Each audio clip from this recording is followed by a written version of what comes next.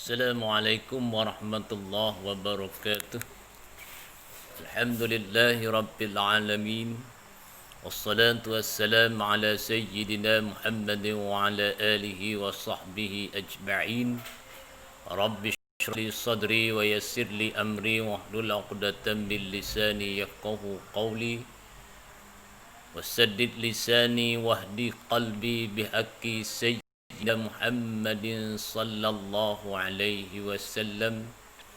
ولا حول ولا قوة إلا بالله العلي العظيم ولا حول ولا قوة إلا بالله العلي العظيم ولا حول ولا قوة إلا بالله العلي العظيم. Maka sebelum pada ini kita berkongsi berkenaan dengan hukum daging korban, yakni kalau daging korban yang wajib dengan sebab nazar ataupun sebab ta'yin, maka wajib disedekahkan kesemuanya daging korban tersebut sehingga kepada tanduknya sekalipun. Ada tanduknya sekalipun.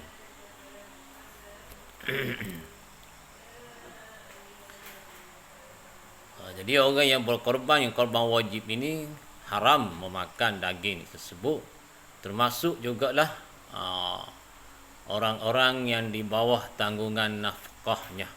Maka mereka ini diharamkan memakan daging korban wajib. Yang keduanya, korban sunat. Maka cara pengagihan daging korban sunat ini ialah iaitu paling minima disedekahkan daging mentah. Seperti kata maksud paling minima ni, yakni kalau kita lakukan ataupun buat sekadar yang minima ini, kita akan dapat pahala korban. Sedekah tu dengan kadar kita bagilah. Jadi yang paling minima nak jadikan korban itu, ataupun nak mengesahkan korban kita itu jadi sah, maka kita wajib mensedekahkan daging korban yang mentah sebanyak paling sikitnya, paling minimanya, kata setengah guru, setengah ulama dia kata 1 kilo, ataupun kata setengah ulama lain setengah kilogram. Kata setengah ulama 1 kilogram, kata setengah ulama lain setengah kilogram. Jadi apabila kita mensedekahkan daging mentah sebanyak itu, maka korban kita jadilah korban. Nak mengesahkan ianya adalah sebagai korban. Tu kata ulama disebut dalam kitabnya. Daging mentah dekahkan kepada fakir miskin. Itu dia. Kemudiannya disunatkan bagi orang yang korban sunat ini memakan daging korban tersebut sebagai mengambil berkat daripada daging korban itulah. Ada korban, dia korban tu nak ambil berkat. Jadi sunat yang memakannya. Yang disunatkan memakannya, afdalnya dia makan, kata setengahnya hati, ataupun kalau Kelantan dia kata kakah daleh. Hati, jantung, limpa. Itu dia. Yang afdalnya bagi orang yang berkorban memakannya.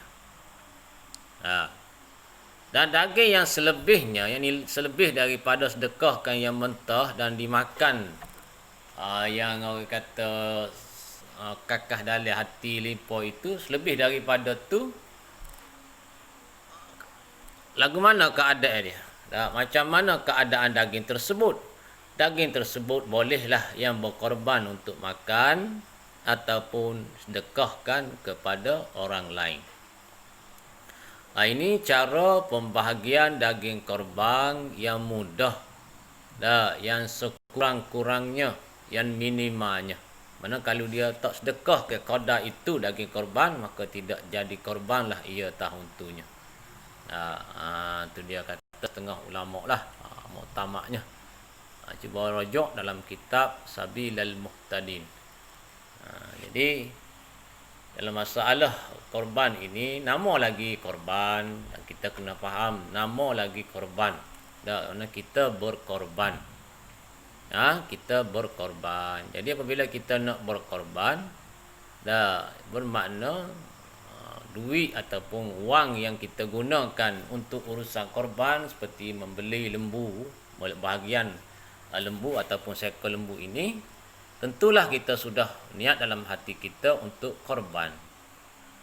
Maka kalau kita tidak sedekahkan semua, jadi dari segi falsafahnya tidak masuklah kita ni dalam kategori pengorbanan. Melainkan kita makan sikit-sikit, selebih tu kita sedekahkan. Kita sedekahkan daging tersebut secara mentah. Berbeza dengan akikah. Akikah ni sunat kita sedekah daging yang masak, tetapi boleh dengan daging mentah. Korban ini kita wajib sedekahkan kepada fakir miskin daging yang mentah. Itu berbeza antara akikah dengan korban. Dalam masalah-masalah lain itu hampir samalah. Niat yang berbeza dah. Jenis syarat-syarat binatang itu hampir sama dengan sama dengan syarat-syarat binatang dalam korban untuk akikahnya. Itu dia. Orang kata bakhil setara mana pun, kopi setara mana pun, sedekahlah kepada fakir miskin sekadar sekilo. Ataupun kata setengah ulamanya setengah kilo daging mentah, barulah jadi korban penyembelih kita itu. Itu dia. Di tiga keadaan minimalnya, iaitu yang pertama, tersedekahkan sekilo daging paling minimal. Kemudian yang kedua, kita makan maknanya sunat bagi orang yang berkorban itu memakan hati ataupun limpa ataupun jantung. Ini kakah dalil kata orang kita, kata orang Kelantan.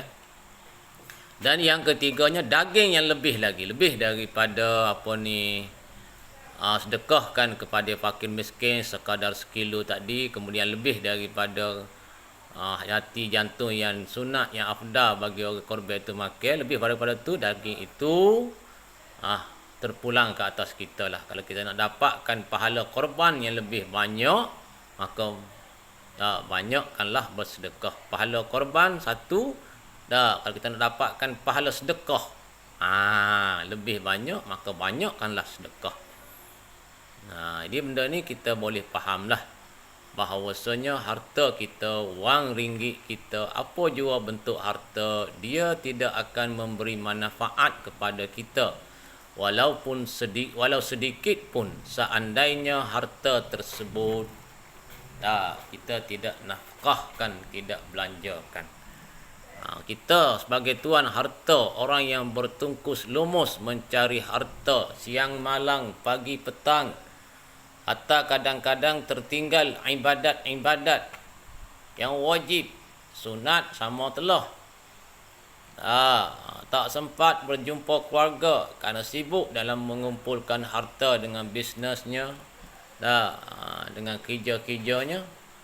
Maka seandainya harta yang kita cari itu kita tidak dapat manfaat, tak dapat faedahnya, dengan sebab kita tidak belanja, tidak nafkahkan, sama ada kita belanjakan itu untuk diri kita sendiri ataupun ahli keluarga kita ataupun orang lain, ataupun belanja tapi kadar-kadar sahaja. Orang kata kita berkira untuk kita belanja kegunaan diri sendiri, ahli keluarga, kita berkira, maka sebenarnya kita amat rugilah. Masa kita sudah habiskan untuk mencari harta yang sebegitu lama, yang menyebabkan banyak ibadat yang kita tidak dapat tunaikan, masuk kadang-kadang ibadat wajib. Sedangkan masa itu adalah modal untuk kita berniaga. Yakni untuk berniaga dari sudut agama, yakni berniaga dengan maksud mencari pahala Allah Ta'ala, mencari keredaan Allah Ta'ala. Jadi apabila kalau masa tu kita habiskan hanya dengan mencari harta, dan harta tu pula kita tidak nafkahkan, tidak belanjakan, terutamanya jalan Allah Ta'ala, maka perniagaan kita amatlah rugi. modal umur kita amatlah rugi. Jadi untuk memberi manfaat kepada kita harta yang kita cari, nafkahkanlah atas dunia ni. Kalau ada lebih sikit bolehlah makan tu kadang-kadang ikut juga selera orang kata. Tidak bertengak. Ingat makan ikan rebus setiap hari, beli ikan selayan, rebus, goreng. Itu sahaja menu dia setiap hari. Jadi orang kata kopi bakhil untuk diri sendiri. Ataupun janganlah kita bakhil, kita kopi orang kata dengan ahli keluarga kita, anak kita, isteri kita. Jangan kita sayang. Nafkah kita, belanja kita kepada anak isteri ini dapat pahala.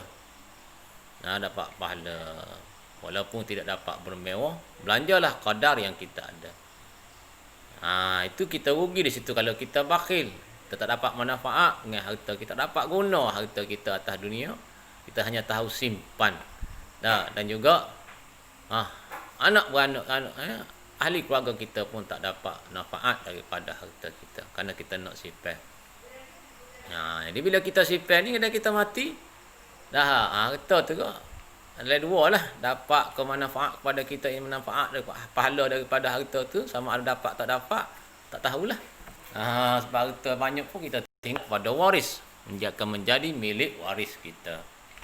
Jadi itu yang pertama. Yang keduanya, kalau kita bakhil dan kita tidak nafkahkan harta ni, pahala kita dapat daripada harta tersebut. Belanjakanlah, sedekahkanlah, dermakanlah, bantulah orang-orang susah. Tu dia. Sebab apa? Sebab bila kita belanja ke harta, kita derma ke harta, itulah sebenarnya orang panggil modal untuk kita mencari keuntungan akhirat. Kalau kita tidak belanja, kita tidak guna modal tu. Biar padal orang kata. Dengan kita habiskan masa mencari harta, menyebabkan kita banyak tak buat tertala, tertinggal ibadat-ibadat sunat. Gantikanlah ibadat-ibadat sunat yang tertinggal itu dengan kita belanjakan, nafkahkan harta kita itu di jalan Allah. Ingat, harta untuk cara yang kita tinggal kepada waris belum tentu kita akan dapat manfaatnya. Kalau kita belanja ke atas dunia, kita sendiri dapat manfaat di atas dunia lagi.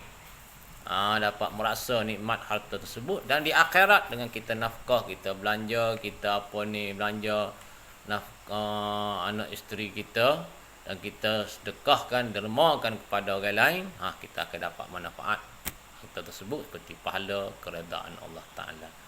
Dan kita juga apabila harta ini kita sentiasa belanjakan, kerana maka manfaatnya besar lagi, yakni hisab kita menjadi ringan. Sebab harta ni kalau banyak, akan banyaklah hisab. Kalau halal, kalau haram akan kenalah iqab. Wallahu a'lam wa ilaihil marji' wal ma'ab.